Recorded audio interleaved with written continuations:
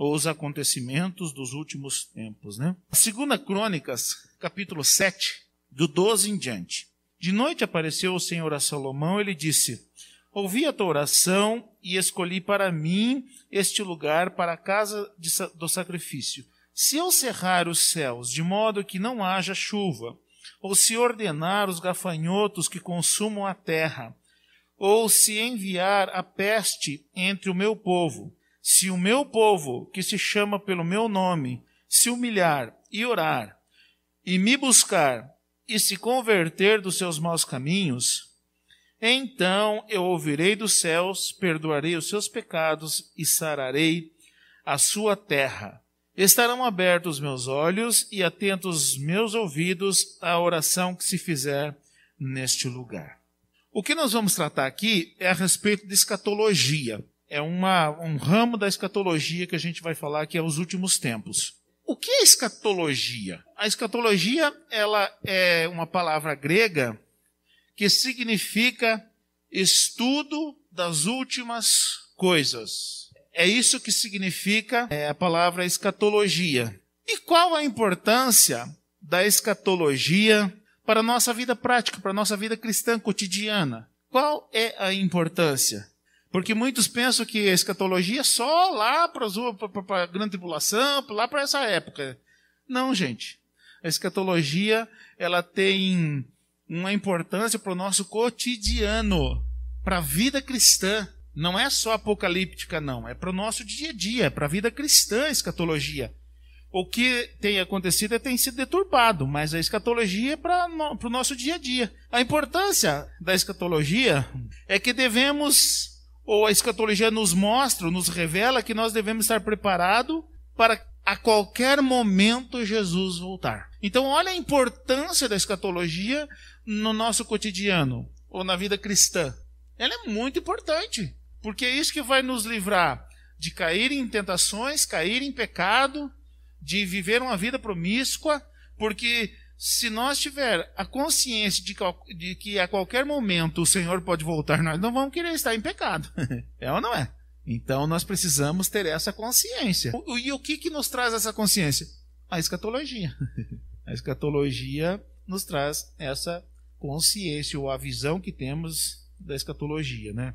O objetivo da escatologia é sempre apresentar a soberania de Deus.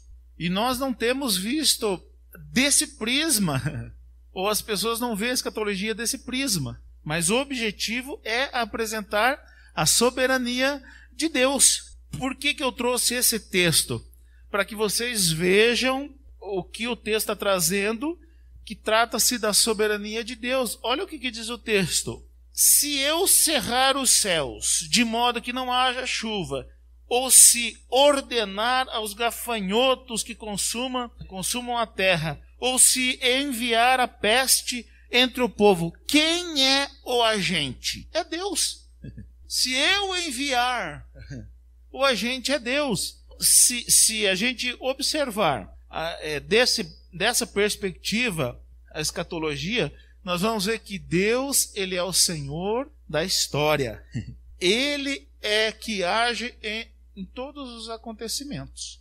Então nós precisamos observar desse prisma, porque senão nós vamos ficar vendidos, nós não vamos entender e nós não vamos ter essa perspectiva a respeito da escatologia, nós não vamos ver dessa forma.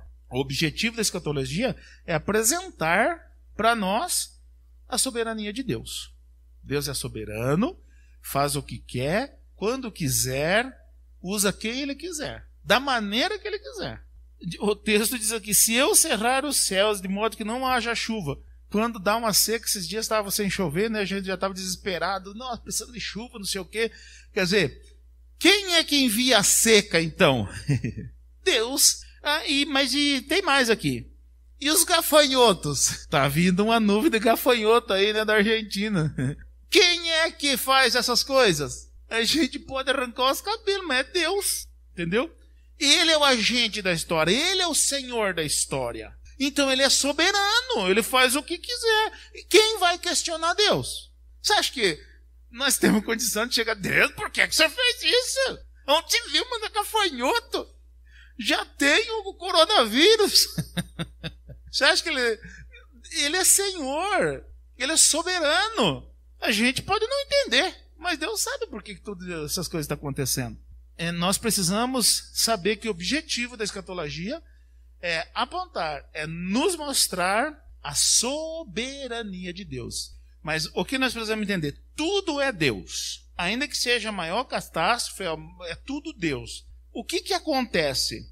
Um tempinho atrás, nós fomos na praia. E nós chegamos lá, as ondas invadiram todas as ruas lá. A avenida Beira-Mar estava tudo inundado lá. E aí eu me perguntei, foi o mar que invadiu a cidade ou foi a cidade que invadiu o mar? Quem invadiu quem? Foi o mar que invadiu a cidade ou foi a cidade que invadiu o mar? Gente, as pessoas estão degradando a natureza achando que não tem consequência nenhuma. Tem sim. Por que Deus criou o homem? Qual a missão que Deus deu ao homem lá no Éden? Cuidar da natureza. O homem está cuidando da natureza? Não. Então, ainda que seja consequência de um ato humano, mas é Deus, porque Ele colocou uma lei.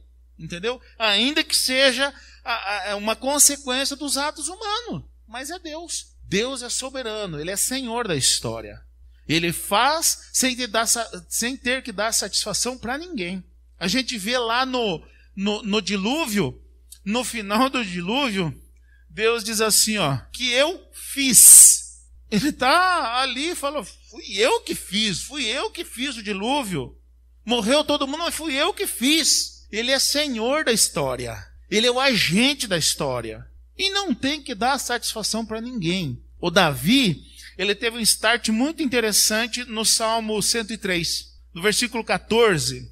Ele diz assim, porque ele conhece a nossa estrutura e lembra-se de que somos pó. Deus sabe que nós somos pó. Qual que é o problema aí? Nós não saber disso. Quando o homem acha que é alguma coisa, pensa que é alguma coisa, é aí que é o problema. Porque daí ele acha que pode questionar Deus. Mas Senhor, por que você fez isso? Por que fez aquilo? Por que fez aquele outro? Engana-se quem pensa assim. Ainda que seja o resultado da ação humana. Mas é Deus. Ele é Senhor da história. Mesmo que seja nessas circunstâncias aí. Ele sabe tudo o que está fazendo, sabe tudo o que vai acontecer. Tanto é que os atributos dele é onisciência, onipotência e onipresença. Ele sabe de tudo. Nós precisamos, então, entender que é nós que não sabemos nos posicionar nas situações. Então, o objetivo da escatologia é mostrar a soberania de Deus. É por isso que eu trouxe esse texto aqui. Eu poderia trazer qualquer outro. Se for olhar, mas o que tem a ver com escatologia? Não tem nada a ver. Mas pro propósito que eu queria mostrar, esse texto aqui mostra certinho. A escatologia, ela traz uma mensagem de esperança, ao contrário do que se prega. Quando se fala escatologia, todo mundo, ai, escatologia, ai, meu Deus. E todo mundo, as últimas coisas, fica todo mundo tremendo mesmo. Sabe por quê? Porque a mensagem está errada. Hoje em dia, a mensagem de Cristo está sendo pregada de maneira errada. Vocês percebem que aqui dificilmente eu falo de escatologia? Estou fazendo uma exceção aqui, por causa do momento. Mas a escatologia, ela traz uma mensagem de esperança e não de desespero. O problema é da perspectiva que ela é pregada. A mensagem que está sendo pregada. Eu coloquei aqui. Da forma que tem sido abordada, tem trazido pavor. Ao invés de preparar o salvo para ir morar no céu, as mensagens têm sido no sentido de uma vida confortável aqui na terra. Essa tem sido a mensagem completamente distorcida que tem sido pregado hoje em dia. As pessoas estão preocupadas em ter uma vida boa aqui. Nunca foi a mensagem de Cristo. Nunca foi a mensagem do Evangelho pregar para que tenha uma vida confortável aqui. Porque senão os nossos primórdios estavam tudo errado. Você vê, os apóstolos todos foram martirizados, sacrificados, mortos, por causa do Evangelho. A diferença é por causa do Evangelho. Essa é a diferença. Agora, Deus pode trazer uma vida confortável? Pode. Aqui na terra, Ele pode trazer. Mas essa deve ser a mensagem que nós devemos anunciar? Jamais. A mensagem que nós devemos anunciar é pregar o evangelho, custe o que custar.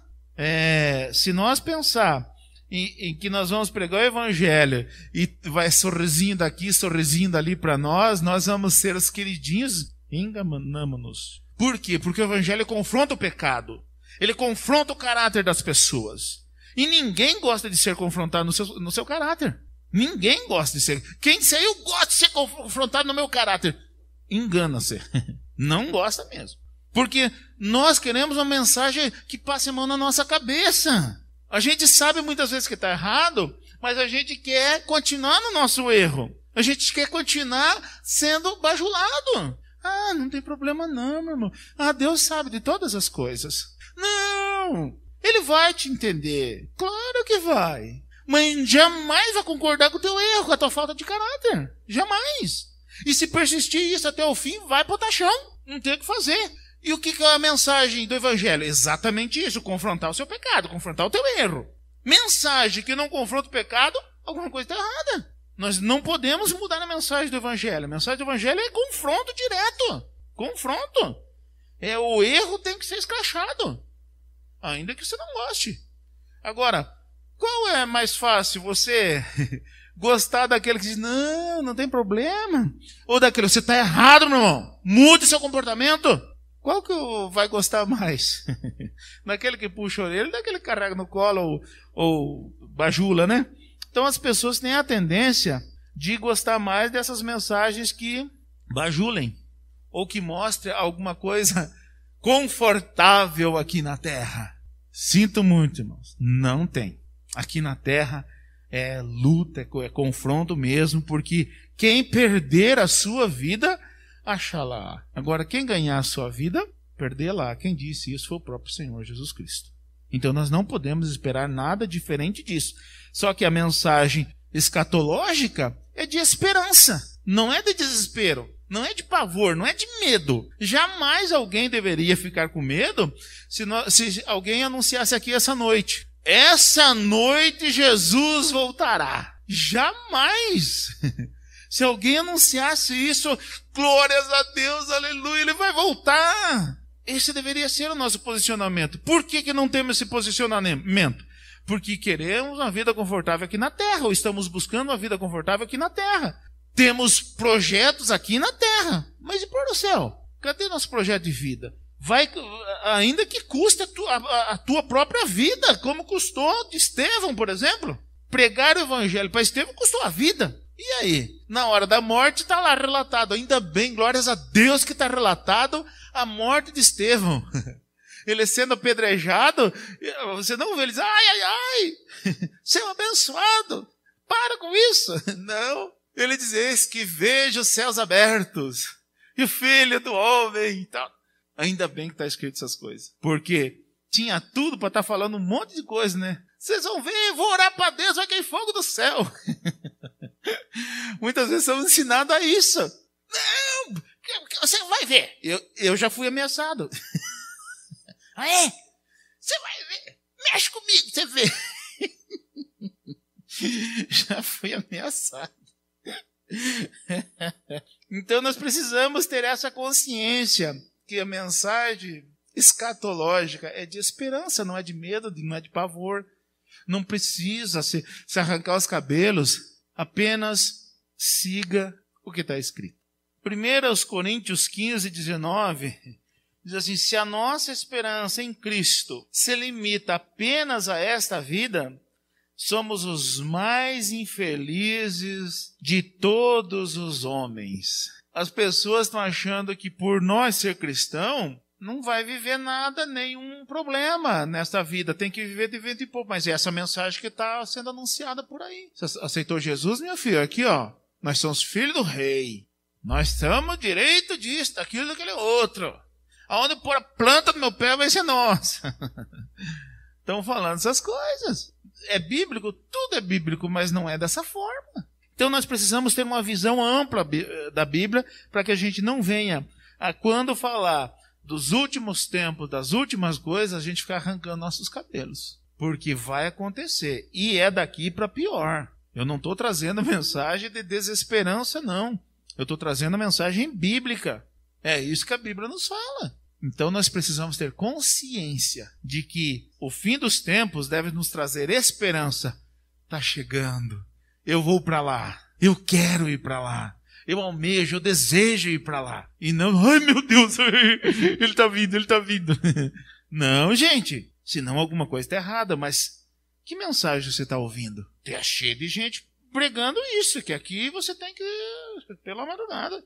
Se não for assim, alguma coisa está errada. Está em pecado. Não. Ficou doente? Está em pecado. Pegou coronavírus? Está em pecado. Gente, nós estamos sujeitos. Ninguém sabe o dia da morte. Mas nós devemos estar preparados para ela, como se fosse hoje.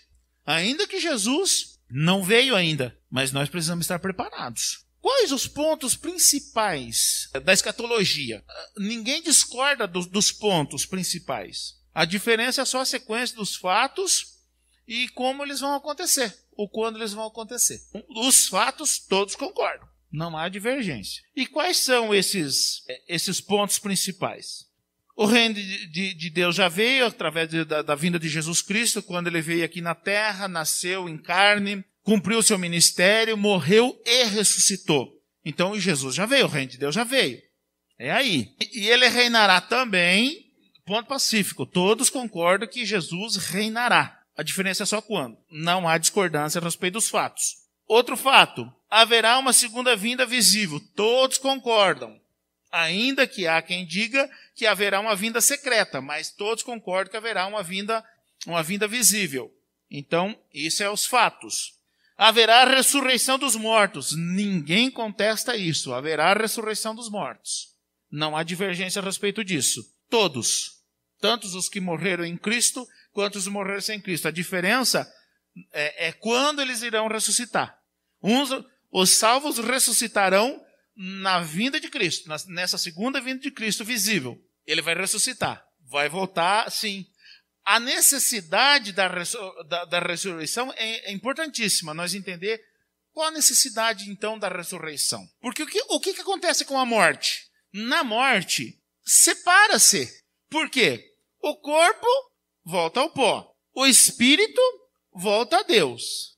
E o que se salva ou se perde é a alma. Se separou o ser humano. Quem está ali no velório é só o corpo. Já não está mais nem o espírito nem a alma. Se separou. Então, a ressurreição é uma necessidade do homem. Porque quando ele ressuscitar, ele vai ressuscitar, eu vou ressuscitar com esse corpo. Qual que é a diferença? Glorificado para a eternidade. 1 Coríntios 15. Então, essa é a diferença. Vai ser nesse corpo. Porém, glorificado. O que é corruptível, livre da corruptibilidade. O que é mortal, revestido da imortalidade. A diferença é essa é a necessidade da ressurreição. Na ressurreição, vai voltar o espírito no corpo, a alma no corpo, e o corpo, então, sobrevive.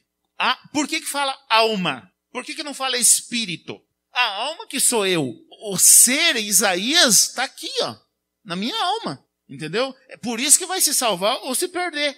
Então, quem se perder vai sofrer. Por exemplo, assim, aonde é que nós sentimos dor? A dor que a Erika está sentindo agora, ali, agorinha, é aqui, ó. Porque lá no velório pode beliscar o mortinho que não tem dor nenhuma, não vai dizer ai, ai, ai, não. Porque já não tem mais aqui, ó. É aqui que você se alegra, se entristece, sofre, ri. É tudo aqui, ó. Por isso que fala salvar almas. Porque o corpo, ele vai ser revestido. Mas o que sofre é aqui. Ou o que se alegra é aqui. Essa segunda vinda vai ressuscitar os salvos para a salvação. A segunda ressurreição é só para os perdidos, para saber por que eles estão lá naquele lugar horrível. E aí o inferno vai ser lançado para onde? Apocalipse 20. No lago de fogo. Esta é a segunda morte. Qual que é a primeira morte? A física. E a segunda morte é a espiritual. O que é a morte? Separação. A primeira morte física, quem morreu se separou dos entes queridos, dos amigos, das pessoas. Essa é a primeira morte, morte física. A segunda morte é a separação de Deus e dos salvos. Então essa é a segunda morte. Então, por isso que na vinda de Cristo, haverá ressurreição. Ninguém discorda disso. Todos concordam a respeito disso, né? Haverá um juízo final. Todos concordam, beleza, todos concordam a respeito disso. Então haverá sim um juízo final. Haverá novos céus e nova terra, onde habita justiça. Ninguém discorda disso. Então esses pontos são os pontos principais da escatologia e não há discordância a respeito disso. Então todas as correntes concordam em relação a isso. E haverá milênio. Ninguém discorda disso. É importante a gente pontuar. Quando é que começa o período chamado de últimos tempos? Então, os últimos tempos, ele teve o seu início na encarnação, ministério, morte e ressurreição de Jesus. Portanto, o Pentecoste inaugura os últimos tempos e será encerrado com a vinda de Jesus do arrebatamento da igreja. Então, os últimos tempos é a partir da ressurreição de Jesus. Jesus veio em carne, cumpriu seu ministério, morreu e ressuscitou. Então, aí já começa os últimos tempos. Em que período Jesus viveu? Na lei de Moisés ou na época da graça? Jesus viveu na época da lei.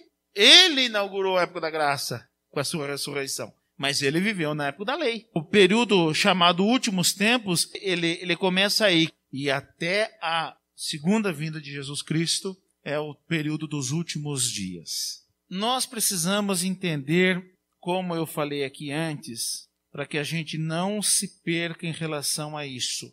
Que o que nós precisamos entender é que Jesus não voltou ainda, né? Foi, 2000 anos...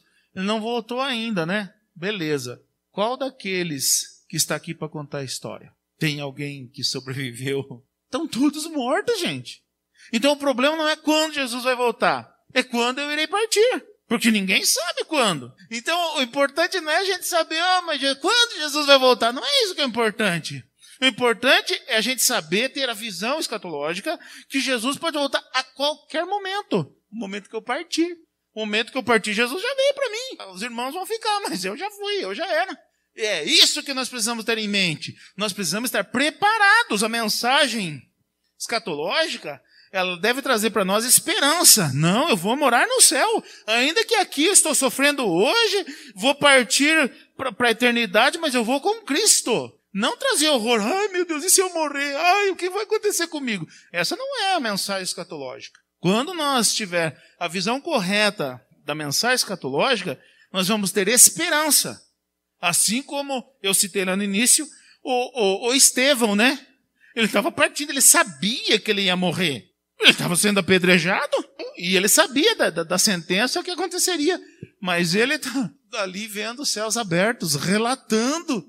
Então, essas coisas que precisam mudar no nosso conceito de cristão. Está errada. A mensagem que está sendo pregada está errada. Estão trazendo uma mensagem de vida terrena abastada e não de uma vida do céu. Nós precisamos mudar o nosso foco. O que nós queremos? Nós precisamos mudar o nosso foco. Muito importante a gente ter a visão correta, né? Agora, partindo então para a pergunta. Quais os sinais que a Bíblia fala sobre os últimos acontecimentos? 1 Timóteo, ele diz que nos últimos tempos muitos apostatarão da fé, crendo em doutrina de demônio. Então isso é um sinal dos acontecimentos, dos relatos bíblicos que aconteceria nos últimos dias, a apostasia. O que é apostatar da fé? Essa é uma palavra, né, difícil às vezes, mas é simples. É você se afastar da fé, você abandonar a fé. Muitos se afastam da verdadeira fé e vão para as doutrinas do demônio. Nos últimos tempos ia acontecer essas coisas. Está acontecendo isso ou não? As pessoas não estão se afastando da verdadeira palavra, da sã doutrina e partindo para a doutrina de demônio? Gente, infelizmente, eu conheço pessoas que se pautam na sua caminhada cristã no que eles ouviram da boca de um endemoniado. Gente, parece tão bizarro um negócio desse. Não é, gente. Eu conheço pessoas. E eu conheço líderes que ensinam essas coisas nas igrejas. Abandonaram a fé, apostataram da fé. Estão tão aguçados em trazer novidade para as pessoas que se esquece da verdadeira fé cristã. Gente, nessa situação que nós vivemos, vamos pegar o nosso contexto aqui de Santo Antônio de Posse? Quantas igrejas vocês viram ter a mesma postura do que a nossa aqui? Quantas vocês viram? Quantos pastores tomaram a mesma posição pelos mesmos motivos que nós aqui? Sabe por quê, gente? Quando acontece algo assim, eu não vou perguntar, e agora como é que eu vou fazer o culto? Como é que eu vou fazer a ceia? Não é essa a primeira questão. A primeira pergunta é, pode-se fazer culto online? Pode-se realizar ceia online? Essa é a primeira questão. Eu me fiz essas perguntas primeiro. Não é como eu vou fazer o culto. Como eu vou fazer o culto, eu sei. Agora, pode-se fazer o culto? Nessa circunstância? Não. Porque não tem os elementos do culto, gente. Primeiro, não tem os elementos do culto. E os elementos do culto são 8, mas eu considero 7. Está presente no culto online? Não. Então não pode fazer o culto. Porque os elementos do culto é o que Deus requer para ser adorado. E se não tem esses requisitos, então não pode fazer o culto. É melhor nós fazer culto nos lares. Vamos fazer culto nos lares, como foi feito. Cada um fez lá na sua casa o culto. Eu fiz na minha casa o culto. E as mensagens que estão no nosso site lá, eu preguei no culto que eu participei. Eu não fiquei aqui, ninguém aqui, eu gravando uma mensagem. Não, eu estava pregando mesmo. Tem problema da gente postar uma mensagem pregada aqui na igreja ou num culto no lar? Não, isso não tem problema. Agora, eu fazer um culto onde não tem os elementos do culto e dizer que aquele é culto online, alguma coisa está de errado. Primeiro, nós não estamos vivendo uma perseguição. Nós estamos vivendo um ataque contra a fé, mas não uma perseguição da igreja. Se fosse uma perseguição da igreja, justificaria algumas coisas, mas nós não estamos vivendo. Então, estão se afastando do verdadeiro. Estão fazendo, como diz o filósofo, pastor Gedide Ribeiro, não se faz o que é certo, se faz o que dá certo.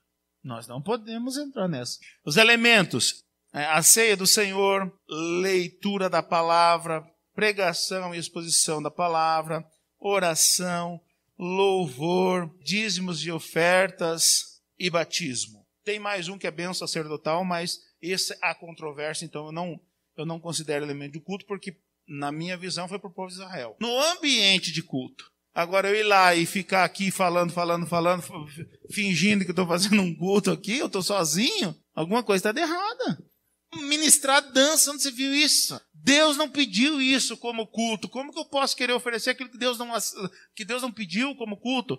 Culto é aquilo que Deus requer como culto. Também tem outra coisa.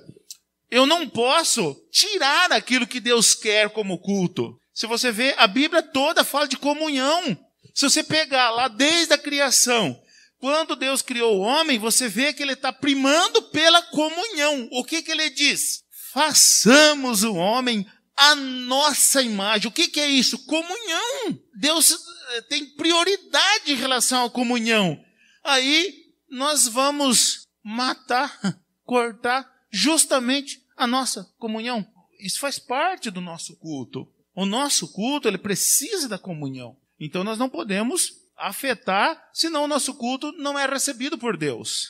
Nós também não podemos tirar aquilo que Deus requer e nem acrescentar. Apostasia. Vamos se apostatar da fé. O que mais?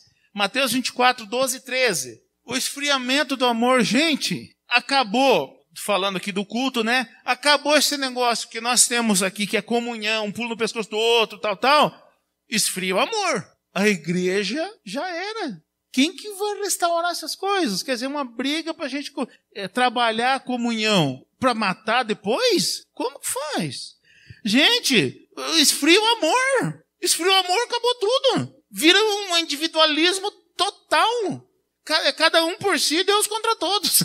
Então nós não podemos matar essas coisas no nosso culto. Nós precisamos preservar mas são acontecimentos dos últimos tempos. E se nós colaborar aqui no nosso meio, pronto, gente, se foi, então já está assim em muitos lugares. Não vamos fazer aqui no nosso meio. Aqui nós precisamos manter. Se você pegar de Gênesis e Apocalipse, você vai ver comunhão. Deus primando pela comunhão. Nós não podemos, porque senão se esfria o amor. Esfriou o amor, já era, virou um clube. Clube Batista Gospel. Mateus 24, 24. Perseguição é sinal, perseguição aos cristãos por causa do evangelho faz parte. Gente, essa situação que nós estamos vivendo pode virar uma perseguição, sim. Essa situação que nós estamos vivendo pode virar. Está aqui, ó. Está assinadinho aí, ó. Pode virar uma perseguição, não estou falando só nossa aqui, estou falando do Brasil, principalmente do estado de São Paulo, que é o que nós temos os protocolos. Pode virar, mas faz parte dos últimos tempos. Agora, você vê, hoje eu estava conversando com uma missionária nossa lá na Indonésia. Ela foi expulsa da Indonésia. Não renovaram o visto dela e está difícil para ela conseguir sair, inclusive pedir oração para conseguir sair da Indonésia. Por quê? Perseguição. Ela foi lá ajudar o país e está sendo expulsa. Não renovaram o visto dela. Então, perseguição por causa do evangelho. Não por causa dos nossos erros, mas por causa do evangelho. Agora, se alguma coisa, por exemplo, se houver uma intromissão da lei no nosso culto, qual que nós obedecemos? A lei, o protocolo ou a Bíblia? Sempre a Bíblia, gente. Nada que interferir no nosso culto nós podemos acatar, seja do quem for. O nosso culto é eu e Deus. Ninguém pode interferir. Meu culto é eu e Deus, senão Deus não aceita. Perseguição por causa do evangelho faz parte dos acontecimentos do último tempo. Corrupção do coração. Os homens serão corruptos nos últimos tempos. A gente vê isso ou não? Nós temos visto isso aí de montão. É só ligar a televisão e a gente vê essas coisas aqui no nosso país, no nosso estado, na nossa região. A gente vê essas coisas de monte. Então, é sinal dos últimos tempos. Mateus 24, 7 e 8. Fome, terremoto, guerras, rumores de guerra. Tudo isso faz parte dos acontecimentos dos últimos tempos. Mas não está acontecendo, nós não estamos vendo? Aí pode alguém dizer, mas isso sempre aconteceu. Não nessa intensidade. Quando que vocês viram furacão aqui no Brasil? Lá na cidade do meu irmão deu um furacão. Acabou com a cidade, ela do centro da cidade. No Brasil, furacão. Quando que você viu essas coisas? Você via sempre lá não sei para onde. Tsunami, essas coisas. Gente, está acontecendo um desastre na natureza. É sinal dos últimos tempos. O homem está terrível. Guerras. Há uma guerra de palavras aí que você vê o fulano lá. Vamos pegar, por exemplo, o Trump e o Xi Jinping lá, né? Um fala uma coisa, o outro vai lá e... O que é isso? É uma guerra. Eles estão em guerra. Um quer vencer o outro. Não está soltando canhão lá. Mas que a guerra está pegando fogo, tá. Essas coisas, você vê lá não sei onde, aquele povo miserável, mas você vê tudo com um metralhador na mão, pra rua, molecada, vivendo a guerra, você vê tudo destruído, mas a metralhador está na mão. Você vai nesses morros, nessas favelas, molecada com coisa na mão, droga, não sei o quê. Gente, isso é sinal dos últimos tempos. Nós já estamos vivendo isso, só que agora nós estamos literalmente vivendo esse momento. Falsos profetas, falsos mestres. Gente, tá assim, ó. Tá assim de falsos profetas. Daqui uns dias pode ver se talvez se chegar no Brasil esses gafanhotos, dizia o Uruguai. Pois é.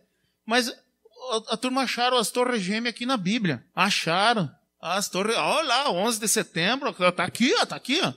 Gente, eles encaixam coisas que não é assim, não tem a ver.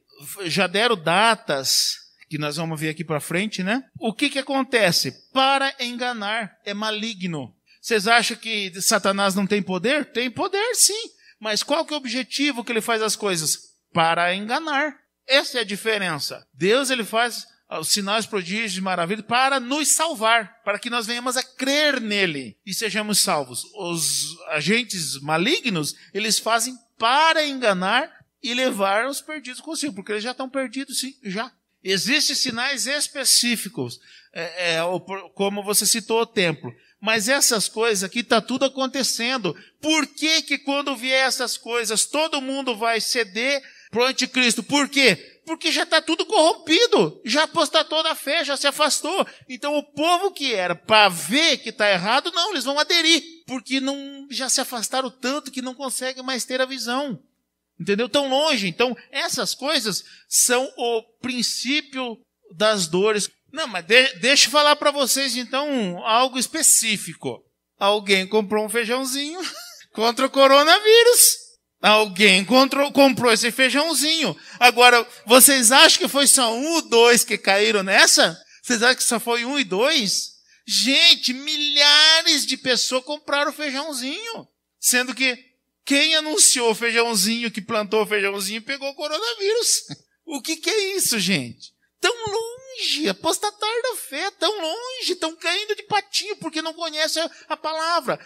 Olha, qual que é a ênfase nossa de trabalho aqui? Estude a Bíblia. Porque se você estudar a Bíblia, você nunca vai ser enganado. Estude a Bíblia. Por que eles lá são enganados? Eles não estudam a Bíblia, gente. Eles não conhecem a Bíblia. E aí o feijãozinho vem lá. É verdade, né? Cloroquina, o feijãozinho. Feijãozinho é santo. É carinho, mas é santo. Pela madrugada, gente. Não, sinceramente, me revolta essas coisas. Porque estão enganando na cara dura, o povo está caindo e estão aí na televisão, falando para multidões e multidões. E a multidão, se vocês soubessem quantos feijãozinhos desse foi, gente, a R$1.000, R$500. Pela madrugada, gente. São coisas que tá aí, ó. Por quê? Porque se afastou. Então vai ser fácil do governo do anticristo enganar as pessoas. Os falsos profetas. Não pensem vocês que eles vão vir aqui dizer assim, ó. Deus manda dizer isso. Não, ele diz, ó, aqui está um feijãozinho. Falso profeta. É isso mesmo que a Bíblia ensina? É assim mesmo? Tudo isso tem um objetivo. É chegar aí, ó. Como que ele vai enganar? Eles vão enganar sim. Mas vão enganar porque já estão enganando, gente, ó. Quando chegar a época, ninguém vai perceber que foram enganados, vão achar que está certo. Por isso que vai reunir, o mundo todo vai se reunir atrás do anticristo para lutar contra o povo de Deus, porque foram enganados. Não é de hoje não, ó. Já incutiram na mente, ó, de tanto engano. Então, os falsos profetas estão aí, gente, se achando melhor do que os outros, né? Eles podem, muitas pessoas, você não vê eles falando assim, eu sou melhor do que você. Eu sou melhor. Você não vê eles falando isso. Vê as atitudes deles se eles não se acham melhor do que você. Não é? Não precisa nem dizer. Eles não vão sair dizendo por aí porque seria muito feio, né? Alguém chegar e dizer que eu sou melhor. O que é isso? Contrário à palavra. O que é isso? Um falso profeta. Agora, não está tão sutil como que você pode dizer para um fulano lá que ele é um falso profeta, sendo que ele vai lá, ele prega, ele não diz que ele é melhor do que ninguém, e não isso, não aquilo. Como que... Gente, as atitudes dizem. Você não precisa a pessoa dizer, ó, eu sou o falso profeta. Ó, eu sou melhor do que... Não precisa. As atitudes dizem. Nós precisamos ver que esses sinais todos estão acontecendo. O Mateus 24 está acontecendo. Só que esse é o princípio. Já descambou. Já estamos ladeira abaixo já. Hoje eu estava conversando com a Érica, né? Sobre as profecias. Na Bíblia tem cerca de 750 profecias. 600 e poucos já foram cumpridas. Falta 100 e poucos. Essas 100 e poucas profecias que faltam é efeito cascata, efeito dominó.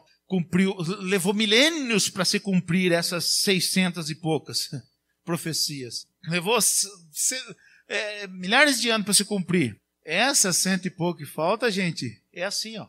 Se cumpre. Então é rapidez. Quantos anos está sem o templo de Jerusalém? Quantos anos faz? Desde o ano 70 depois de Cristo está sem o templo de Jerusalém. Quanto tempo vocês acham que eles levam para reconstruir, para construir esse templo hoje? Então, gente, antigamente, para você colocar 10 pedras uma em cima da outra, ó, para colocar 10 pedras ali, né? Porque ó, o tamanho que eram as pedras, carregava tudo, né? Hoje não, gente. Então, para se cumprir essa profecia do terceiro templo, ó, isso aqui, ó. Então, não pense vocês que vai levar séculos e séculos. Não, gente, isso é questão aqui, ó. É efeito cascata. E se cumpriu tudo, e já deu o que tinha que dar, e já era. Vamos ficar de pé, vamos encerrar nosso culto, porque eu tinha que chegar aqui, senão ia ficar sem nexo.